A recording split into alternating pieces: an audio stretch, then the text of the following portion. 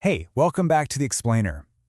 For centuries, North America was this huge question mark for most of Europe. And then, it felt like overnight, it became the prize in this massive, high-stakes race. So today, we're going to figure out exactly why that happened. So let's just cut right to the chase.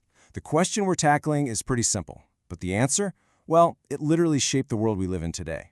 Why did these huge European powers suddenly decide that this massive, mysterious continent was worth everything? Worth all the money, the ships, the lives? What flipped that switch? And yeah, we're not going to make you wait till the end for the big reveal. This whole scramble wasn't just about finding new places or having adventures. The race for North America was about grabbing the ultimate prize: total, absolute, global dominance. Now, this wasn't just one country going for it. You had four major players in the ring. You've got the French, who are all about the fur trade. The Dutch, who are masters of commerce. The Spanish, of course, chasing rumors of gold. And the English, looking for land to build new societies. These were the superpowers of their day, and they were all staring across the ocean, ready to make their big move. So what was fueling all this rivalry? It really boils down to one thing: money. At its heart, this was about economic competition. See, the main idea back then was that there's only so much wealth in the world, like a giant pizza. For your country to get a bigger slice, you had to take it from someone else.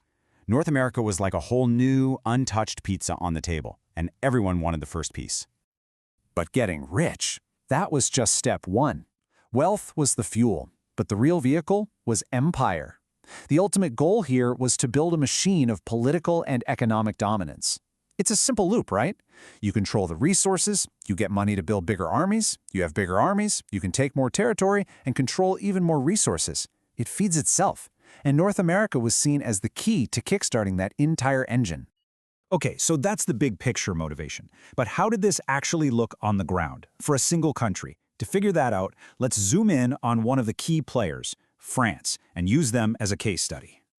For the French, it was all about one thing. Their number one goal, the economic engine driving their whole plan for the continent, was the fur trade.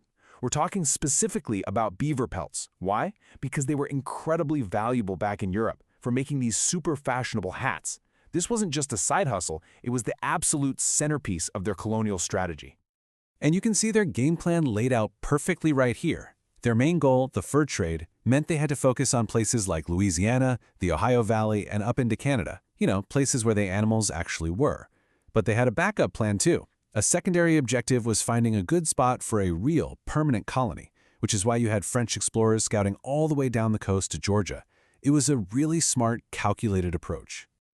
But the story of the French in North America isn't just about money and power. When you look a little closer, especially at what was happening in the Southeast, a whole other, very powerful human motivation starts to come into focus. This timeline shows two really different moments for the French in Georgia that are still connected. First, way back in 1562, you see that empire-building goal in action. You've got the explorer Jean Ribault checking out the coast for a potential colony. But then, let's jump forward nearly 200 years to the 1730s. A totally different group of French settlers arrive, Protestants, who weren't looking for fur, but for religious freedom. So you see these two powerful forces, national ambition and the individual search for liberty, shaping the French experience from the very start. All right, let's pull the camera back out again. We've seen the big, overarching race for global power, and we've drilled down into the specific, layered story of France. So what's the big takeaway? What's the legacy of all this ambition? Here's the most important thing to remember. The European settlement of North America was no accident. Its very DNA was coded in the heat of this incredibly fierce international competition. A high-stakes game for wealth, for power, and for the kind of influence that would end up defining the future of an entire continent. And that really brings us to a final thought. This whole story started with these two powerful and sometimes clashing ideas. This national drive for competition and this personal quest for freedom.